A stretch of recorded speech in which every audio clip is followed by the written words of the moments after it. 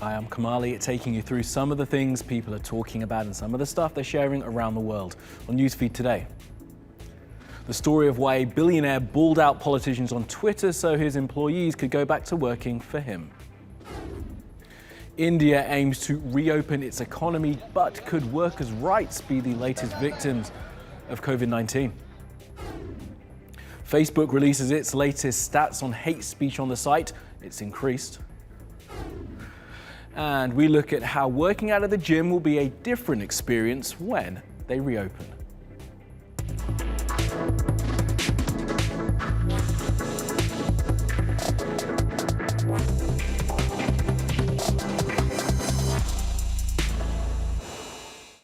And at the top of our newsfeed, Elon Musk, the tech billionaire, has been using social media to make lots of noise about his need to make more money. He described the closure of his factories in an effort to keep people safe as fascistic and said he wanted to be arrested for forcing his people back to work. Well, he's opened one of his factories again against advice of health experts. So is Musk driven by a desire to see people given a choice about how they live and work, or by a drive to make more money? Here's Louis. The billionaire has won. Local public health officials say Elon Musk will be allowed to reopen his Tesla electronic car plant in California despite coronavirus restrictions, if he follows safety guidelines. Not that they had much of a chance going up against the litigious billionaire who's also a major employer in the area, and one with supporters like this one in the White House. David was always going to lose the battle against Goliath. Besides, Musk had already reopened the Tesla factory in open defiance against health officials. He even dared authorities to arrest him. Afterwards, he thanked workers in a message that was widely circulated on social media. No mention, though, of the email he reportedly sent to his employees, saying that if they didn't return to work, they would lose benefits. Many welcomed being back on the job. I'm happy to come back to work. I think we're very well prepared. I mean, I spent the last couple of weeks making sure the social distancing is in place. We are following all the CDC protocols and doing the best we can. I was furloughed and they hired me back last 2 weeks ago, so I'm really excited to come back to work and make a difference. But on Tuesday, some, not all, workers were wearing masks as they lingered in the package parking lot in the factory. A potentially bigger threat to politicians and workers, though, came over the weekend. Musk had threatened to close the California plant for good and to move it to Nevada or Texas, something he's apparently still considering. Around 10,000 people are employed at the plant in the San Francisco Bay Area, and California would prefer to keep those jobs in-state. I have not only known that company, but I've known its founder for many, many years. I have great reverence for their technology, for their innovative spirit, for their leadership, and I have great expectations that we can work through at the county level the issue with this particular county and this company in the next number of days. That's something Musk was counting on when he started his very public crusade against public health officials. Okay, let's take a look at some other COVID-19 related stories that you may have missed. Now, the top 3 airlines in the United States say they will not force passengers to wear face coverings on board. American Airlines, Delta and United say they will encourage people to wear masks but not make it compulsory. America has the worst COVID-19 outbreak on Earth. This was a United flight just a few days ago. The European Union says it plans to allow the tourism industry to operate again by allowing countries to open borders to visitors from other countries with a similar risk profile. Some European nations like Greece, Spain and Italy rely heavily on tourism for their economies. Greece, which has not been hit too hard by COVID, says it plans to allow foreign visitors again on the 1st of July. The singer Bryan Adams tweeted some offensive, aggressive nonsense yesterday because some of his shows have been cancelled. Poor Bryan. He's been condemned for his behaviour on some social media platforms, so his PR people got him to offer a non-apology where he said he was sorry people were upset by what he said. What he said was racist towards Chinese people. Twitter has given its employees the option to work from home for the rest of their employment lives. Amazing. Facebook and Google said their staff can work from home until the end of the year. The move by Twitter has been described as an era-defining moment.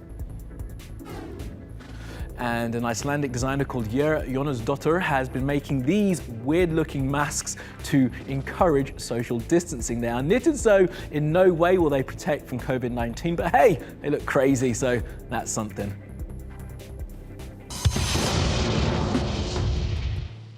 Now, the Indian government says it's planning on lifting the lockdown there, and in an effort to give the economy a boost as it does so, it's also looking at relaxing laws around workers' rights, a move which critics say could lead to exploitation. Here's Faisal. More than 120 million people in India have lost their jobs during the COVID-19 pandemic. Many have left big cities where they work to go back to their home villages. Some have made 1,000-kilometer-long journeys on bicycles and on foot, carrying what they can. But workers aren't just losing their jobs and paychecks. A number of state governments have also decided to make significant changes to their labor laws. Most of them are governed by the national ruling party, the BJP. They're rolling back workers' riots and arguing it's needed to kickstart the economy. The boldest move has been made in Uttar Pradesh, which is home to a large number of migrant workers. Its regional government has suspended almost all labor laws for the next 3 years. The laws are wide-ranging. They offer protections to workers from layoffs and during strikes, and also require safe workplaces. Labor advocates say a removal of these laws will lead to exploitation of workers. Some suspension will give the industries the right to hire and fire at will. And the workmen will not be in a position to raise any industrial dispute because the Industrial Dispute Act has also been suspended now. So if you take development only to mean the development of the industrialists or the owners of the company or the factory, and if you think only they contribute to the development, then it's all right. But the fact remains that it's the labor force, the workforce, that contributes as much. Leaders of 7 political parties have written to the President of India saying workers under Indian Constitution are not slaves. But supporters suggest removing the protections will help businesses survive the pandemic and will help workers in the long run too. India's restrictive labor laws are the reason why our labor market over the years has been predominantly in the unrecognized sector. By dismantling it, as some BJP-ruled states have, we are creating a massive opportunity for our large workforce to move to a more formal regime. Labor rights advocates say it's up to the central government to stop this exploitation. Now, this law requires ratification by the president. So it's still the central government, because it's a central legislation, the central government still has the time and the power to prevent this. But the fact is that at both the level, at the central and state level, the government is of the Bharatiya Janata Party. So I don't see if they will, they should in fact stop this ordinance, but we'll have to see if they do at all. Workers are having to brave the weather along with the job losses during the pandemic. They no longer have paychecks and they have no idea when they will get another one. But they are hoping to at least find something to eat once they get back home. Now, Facebook has published its latest data on the hate speech that's on its site, and it's not great. There's been a huge increase, which they say is because of better detection. Here are the details.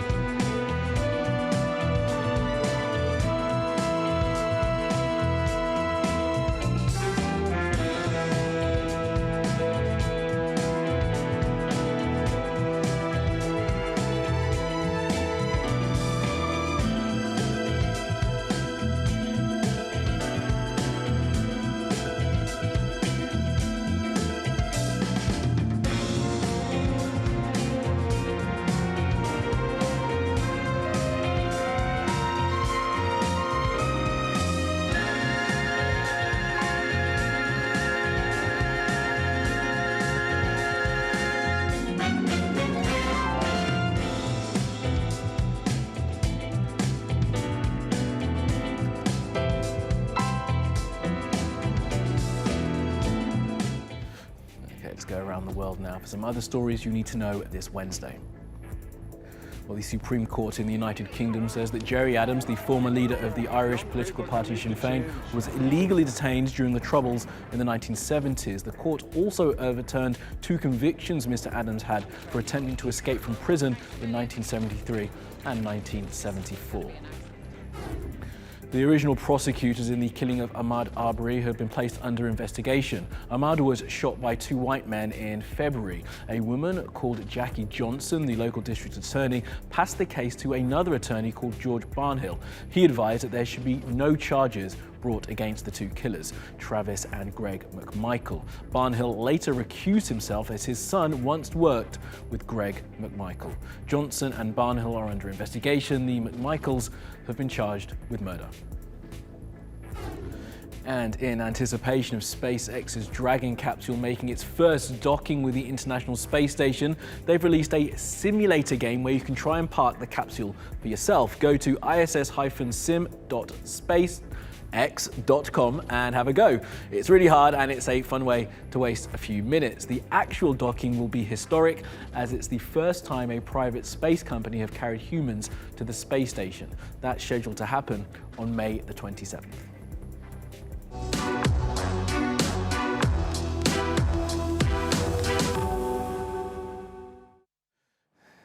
Now, as we've shown you here on the show, if you want to stay in shape, you can work out at home, but some people are still desperate to get back into the gym, the same people who boast gym selfies, I guess. But how do you keep COVID-free in such a sweaty, close environment? Here are some ideas. When you think of gyms, cleanliness is probably not the first thing that comes to mind. Those weights you're curling may have 362 times more bacteria than toilet seats. And the good old treadmill may have 74 times as much bacteria as a public bathroom faucet. These are some of the findings when a mold testing lab took swabs at 3 gyms owned by chains to assess the levels of microbes at fitness centres. That was in 2016 though, and it measured bacteria, not viruses. And in 2020, all anyone cares about is the coronavirus.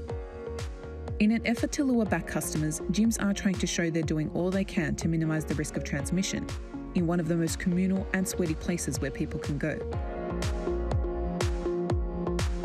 Chains like Gold's Gym will require their customers to sanitise their hands and have their temperatures checked upon entry. This is what gyms are already starting to look like, and if screens like this aren't in place, certain equipment will be shut so people are at least 2 metres away from each other. Frequent cleaning as well as disinfecting will be the norm. That includes both staff and gym members. Wearing masks is also obligatory, but gym goers can get rid of them, provided they follow the rules of social distancing. There will be a limit on the number of members on site at one time, so you will no longer be able to pop by the gym whenever you please. Workouts will also be booked in advance using an app. This is part of the demonstration that they have been doing here. But some people are eager to get back to the gym, like these protesters doing squats and push-ups in Florida. The physical activity industry was worth more than $828 billion worldwide, but that was before everyone became housebound. Since then, home gyms have become more popular, and the audience for online fitness has also grown. There's no telling when businesses and fitness centres will get back to normal, or indeed what normal will even look like.